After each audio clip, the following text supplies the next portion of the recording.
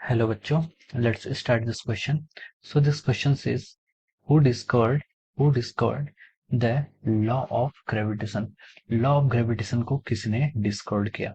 तो देखिए, इस क्वेश्चन का जो आपका सबसे पहले की कॉन्सेप्ट है, इस क्वेश्चन का की कॉन्सेप्ट क्या है? Gravitation chapter itself. ये क्वेश्चन आपका ग्रेविटेशन से रिलेटेड है। Gravitation.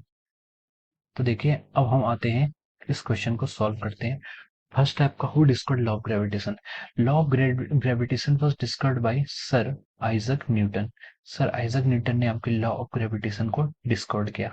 Sir Isaac Newton was sitting below a tree, पेड़ के नीचे बैठे हुए थे। तो उन्होंने देखा कि कोई जो एप्पल है, एप्पल आपका नीचे गिरता है। तो उन्होंने इसके मोशन को उन्होंने ऑब्जर्व किया।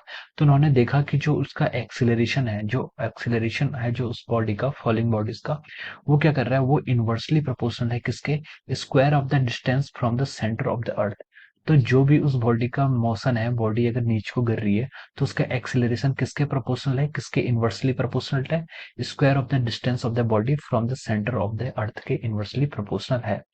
फिर आइजक न्यूटन ने एक और चीज देखी कि हमें पता है कि फोर्स जो होता है, फोर्स क्या होता है? मास टाइम्स एक्सिलरेशन होता है।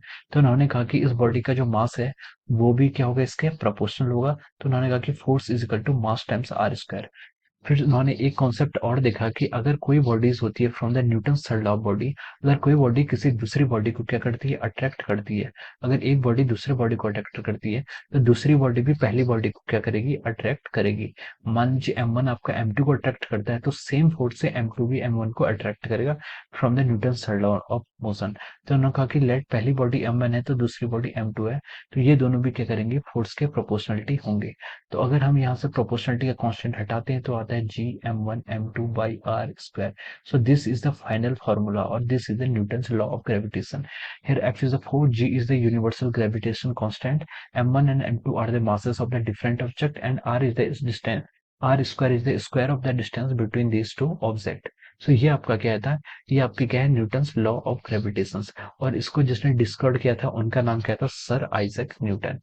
Here let R is the distance between these two, और उसके बीच का जो फोर्स है वो क्या आएगा? ये एक्सप्रेशन आपको गिवन कर दिया है। So I hope you all understood this concept. Thank you so much.